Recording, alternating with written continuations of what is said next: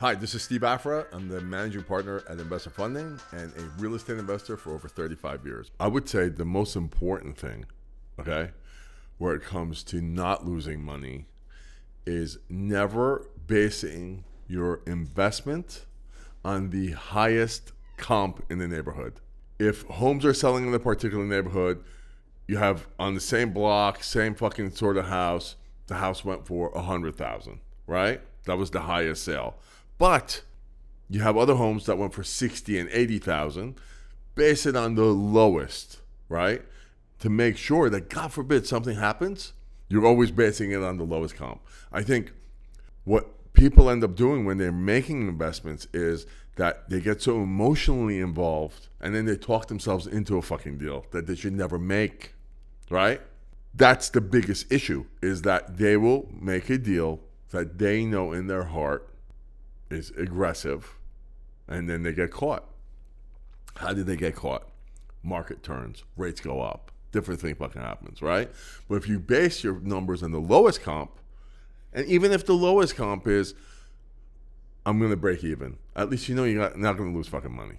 And that's the biggest mistake that I see real estate investors making in flips. To be honest with you, even with ground up construction, I have a lot of people that come to us to borrow money and on ground up construction, and it's the same situation. It's the same problem. It's not only are they basing the after build costs on the highest comp, they're coming in and saying, well, it's going to be, I'm adding a fucking elevator into this. I'm going to do this. Like, motherfucker, who gives a shit about elevator, right?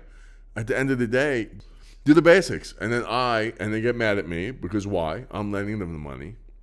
And I'm saying, I'm not going to give it to you at this level. It's not going to happen because there has been no sales at that level, right? Fucking elevator or not. I don't give a shit, right? I'm going to go with the average cost, the average sale in that particular area. So I end up doing the work for them. What happened was we kind of bought the pink elephant.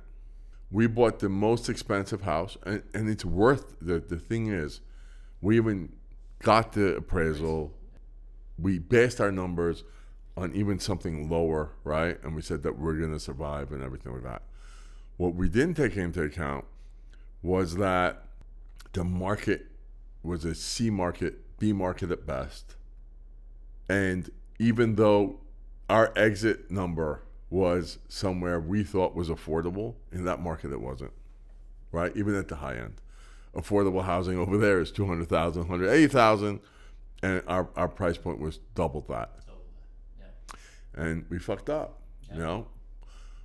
But one thing you could say, well, how come you didn't stop me? I'll tell you something. I really thought that the school that was being built in front was going to drive traffic, and it was going to be a positive.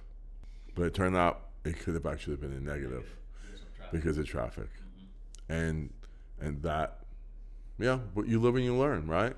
You're not going to fucking hit a home run on everything. I'll explain it to you. Do you know who what was his name? MC Hammer was? No. MC Hammer was a rapper, okay? In the late 80s, early 90s. And he went back to his hometown, which was Compton, and he built a fucking $20 million mansion in the middle of the hood because he wanted to be with his people, right?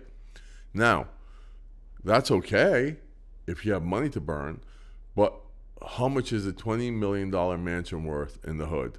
It's worth the highest comp, whatever it is in that neighborhood, right? So if the average home sale was $500,000, maybe this is worth $750,000, and he put $20 million into the fucking house, you're never going to recoup your money from something like that, and it's just a bad investment. But this sometimes happens, right? When does this happen? When people are trying to gentrify neighborhoods, right?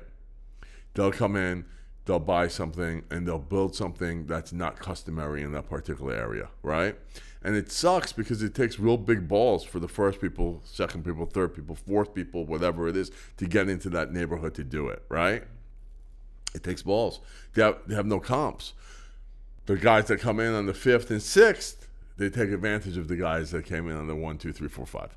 So what ends up really happening is, what I've seen, when people come into neighborhoods, they're not coming in for one. They're coming in to create their own comps. And they'll eat shit on the first 1, 2, 3, knowing that they're going to change the situation and start making money on 4, 5, 6, 7, 8. So they'll come into the collective and they'll say, well, you know what? We're going to lose money on the first 3. But we're going to fucking kill it on the next 100. It's just calculated risk. Yeah. And they're putting it into their profit and losses. Right. They're saying, we know already we're going to take a bath on the first 4, 5. But what are we going to do? Okay. Market highest comp in this area is 500,000. We're going to go 600,000.